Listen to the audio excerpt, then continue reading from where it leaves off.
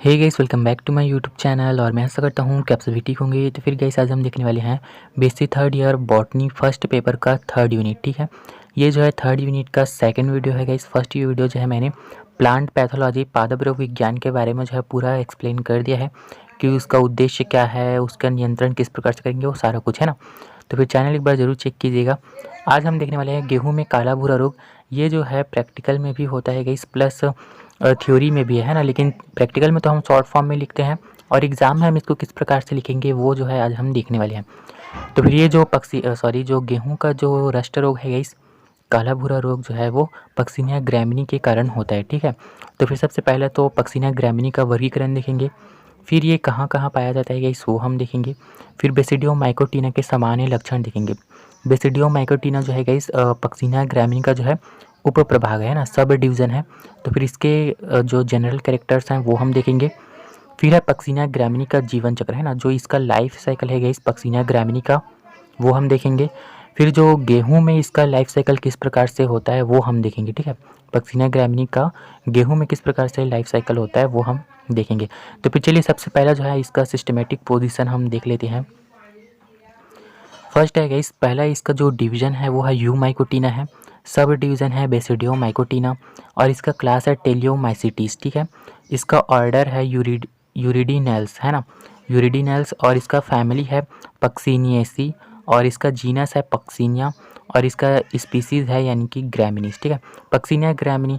तो फिर वंश नेम तो फर्स्ट आता है, फिर जाति नेम लास्ट में आता है ना। तो फिर पक्सिनिया ग्रामिनी यानी कि पक्सिनिया उसका वंश नाम है और ग्रामिनीज उसका जाति नाम है। ठीक है गाइस, तो फिर ये सिस्टमेटिक पोजीशन जो है आप लोगों को याद करना पड़ेगा।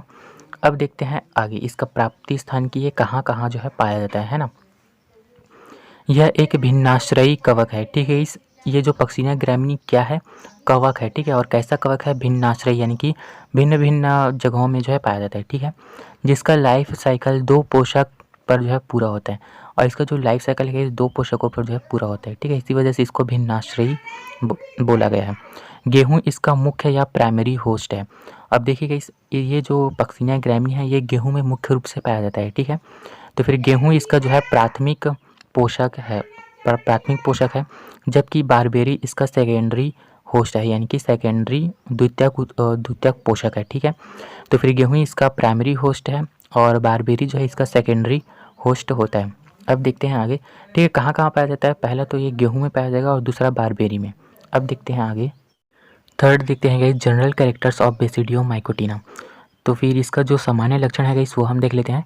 यह कवकों का जो है एक बड़ा ग्रुप है। ठीक है गाइस, क्या है, कवकों का एक बड़ा ग्रुप है।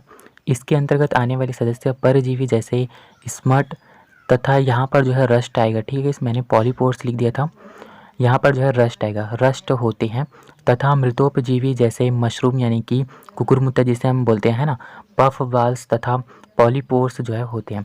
ठीक है, तो फिर ये जो बेसिडियो माइकोटिना के अंतर्गत जो है कौन कौन से सदस्य आते हैं, पहला तो परजीवी है ना, और परजीवी के अंतर्गत आते हैं स्मट तथा रस्ट। ठीक है, और मृतोपजीवी भी इसके अंतर्गत आते हैं। तो फिर मृतोपजीवी के अंतर्गत क्या क्या आते हैं, मशरूम यानी कि कुकुरमुत्ता, पफ वाल्स तथा पॉलीपोर्स। ठीक है, तो फिर ये हो गया सेकंड कैरेक्टर।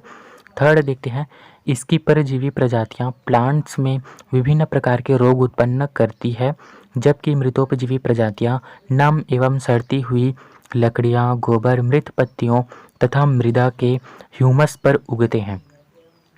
ठीक है गाइस, क्या बोल रहा है यहाँ पर, हमने देखिए कि इसके अंतर्गत जो है दो प्रजातियाँ आती हैं, पहला परजीवी, दूसरा मृतोपजीवी। तो फिर परजीवी क्या करते हैं गाइस, परजीवी जो प्रजातियाँ हैं वो प्लांट में जो है रोग उत्पन्न करते हैं। ठीक है, डिजीज उत्पन्न करते हैं। और जो मृतोपजीवी प्रजातियाँ हैं गाइस वो जो है सड़े गले पदार्थों में जो है उगते हैं ना, जहाँ जहाँ पर ह्यूमस वगैरह होता है उस पर जो है उगते हैं जो मृतोपजीवी प्रजातियाँ हैं वो।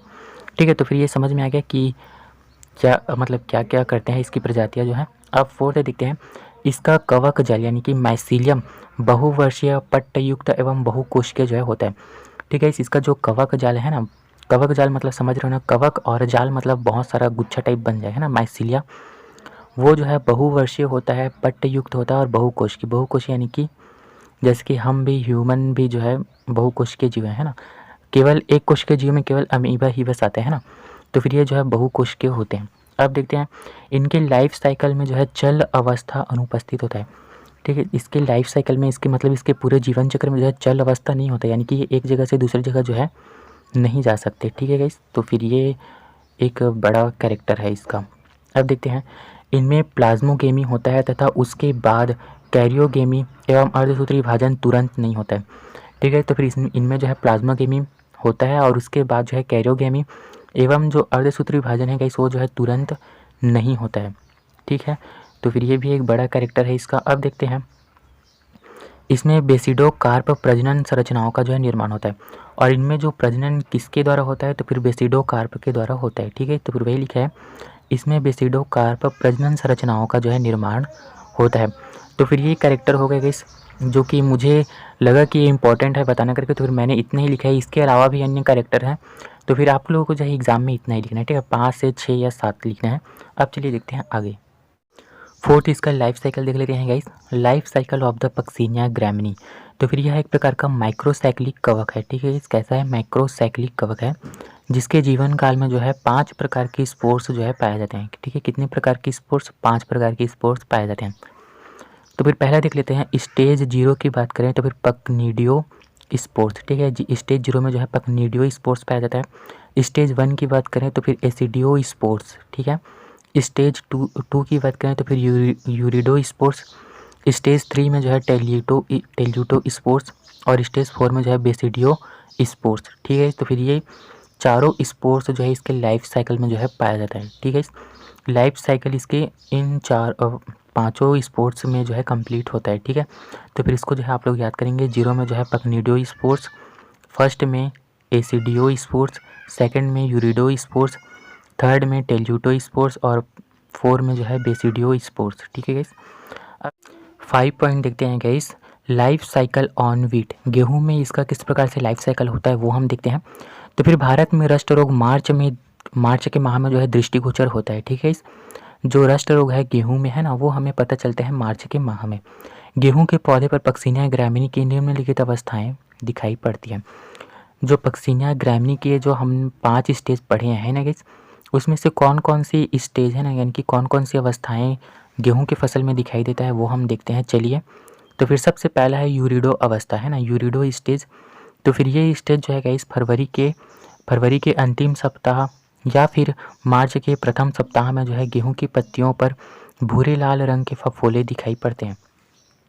ठीक है, तो फिर ये जो यूरिडो अवस्था है गाइस, ये हमें जो है फरवरी के अंतिम सप्ताह या फिर मार्च के फर्स्ट सप्ताह में पता चलता है। ठीक है, और कैसा पता चलता है, ये जो है पत्तियों में जो है लाल भूरे रंग के जो है फफोले दिखाई पड़ते हैं। ठीक है, चलिए आगे देखते हैं। अब जो फफोले हैं गाइस, वो जो है पत्तियों पर है ना, गेहूं की पत्तियों पर जो है धब्बे के रूप में दिखाई देते हैं। तो फिर देखते हैं, प्रत्येक धब्बे के अंदर बहुत से यूरिडो स्पोर्स बनते हैं। इस संपूर्ण संरचना को यूरिडोसोरस कहते हैं।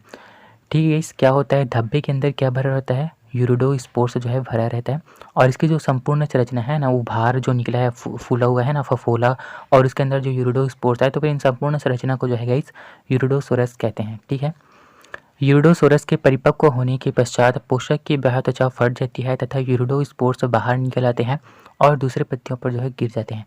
अब ये जो यूरिडोसोरस है गाइस, ये जो है परिपक्व हो जाता है ना। उसके बाद क्या होता है, जो गेहूं की जो बाह्य त्वचा है गाइस पत्ती की, वो जो है फट जाती है। ठीक है, उसके बाद जो यूरिडोसोरस है उसके अंदर जो यूरिडो स्पोर्स बना है गाइस, वो जो है अन्य पत्तियों पर गिर जाते हैं। अब बाहर निकलेगा तो फिर स्वाभाविक सी बात है, पत्तियों पर गिर गए हैं ना, अन्य पत्तियों पर।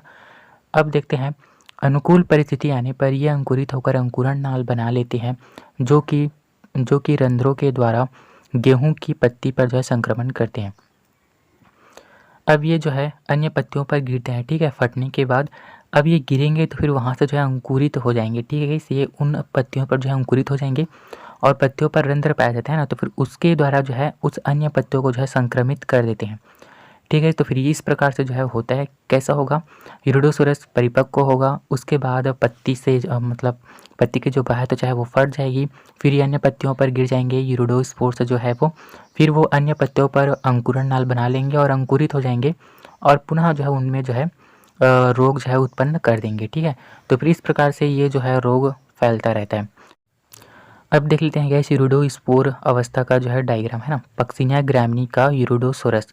तो फिर ये यूरिडोसोरस स्टेज का जो है डायग्राम है। ये जो है होस्ट सेल है गाइस, यानी कि गेहूं की जो पत्ती है वो है ना, और इसके बीच बीच में जो है माइसीलियम, और ये इसका वृंत है, ठीक है गाइस, और ये जो है यूरिडोस्पोर है, ठीक है। तो फिर ये डायग्राम जो है आप लोग देख लेंगे। अब दिखते हैं आगे। सेकेंड स्टेज है गाइस टेल्यूटो स्टेज है ना, टेल्यूटो अवस्था। तो फिर ये जो है अप्रैल के माह में जब वातावरण का तापक्रम अधिक रहता है तब इसके कवक जाल से टेल्यूटो स्पोर्स का निर्माण होता है, ठीक है गाइस। अब ये जो टेल्यूटो स्टेज है गाइस वो हमें जो है अप्रैल के माह में जो है दिखाई देता है। कब दिखाई देगा? जब तापक्रम जो है अधिक रहता है, ठीक है। अब देखते हैं टेल्यूटो स्पोर्स का निर्माण टेल्यूटोसोरस के अंदर होता है, ठीक है। जो टेल्यूटो स्पोर्स है उसका निर्माण जो है टेल्यूटोसोरस के अंदर जो है होता है। इससे उत्पन्न फफोले काले भूरे रंग के होते हैं, इसलिए इसे ब्लैक रस्ट भी कहते हैं, ठीक है। यानी कि काला कीट रोग भी जो है कहते हैं, ठीक है। समझ में आ गया। जो टेल्यूटोस्पोर्स है गाइस उसका निर्माण जो है टेल्यूटोसोरस के अंदर होता है, और इनसे जो फफोले उत्पन्न होंगे ना, फफोले बनेंगे इनसे, वो जो है काले भूरे रंग के होते हैं, इसलिए जो है इसे ब्लैक रस्ट कहते हैं।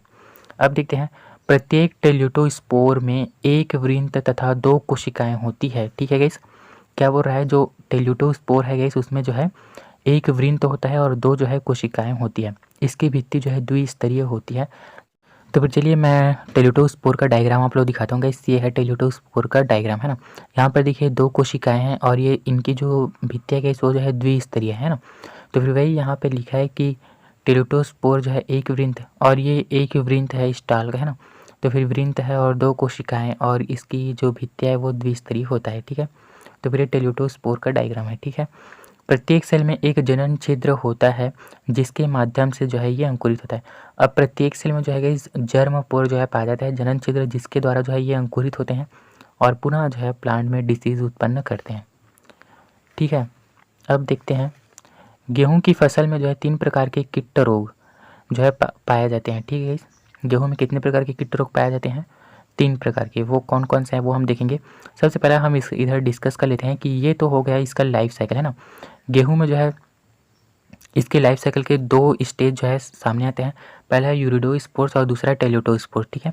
तो फिर यूरिडोस्पोर्स के बारे में बता दिया और टेल्यूटोस्पोर्स भी जो है क्या होता है वो मैंने बता दिया, ठीक है।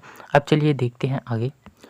तो फिर देख लेते हैं गाइस कि गेहूं में कितने प्रकार के जो है कीट रोग यानी कि रस्ट रोग जो है पाए जाते हैं, ठीक है। तो फिर पहला है ब्लैक और स्टेम रस्ट यानी कि काला या स्तंभ कीट रोग, ठीक है। सेकंड है पीला या धारीदार कीट रोग, ठीक है। और तीसरा है भूरा या पर्णक कीट रोग। तो फिर ये तीनों रस्ट रोग जो है गेहूं की फसल में जो है पाया जाता है, ठीक है। ये अगर रस्ट रोग है तो फिर ये तीनों में से कोई एक रस्ट रोग होता है, ठीक है। तो फिर ये तो हो गया हमारा पक्सिनिया ग्रामिनी है ना, यानी कि जो गेहूं का जो रस्ट रोग है गाइस वो। इसके अलावा जो है मैंने सेकेंड यूनिट का पूरा कुछ बता दिया, तो फिर चैनल एक बार ज़रूर चेक करेंगे। और आई होप आज का वीडियो आप लोगों के लिए हेल्पफुल हुआ है। अगर हुआ है तो फिर प्लीज़ वीडियो को लाइक करेंगे, दोस्तों में भी शेयर करेंगे ताकि उनका भी फ़ायदा हो। और थैंक यू गाइस मेरे वीडियो को वॉच करने के लिए।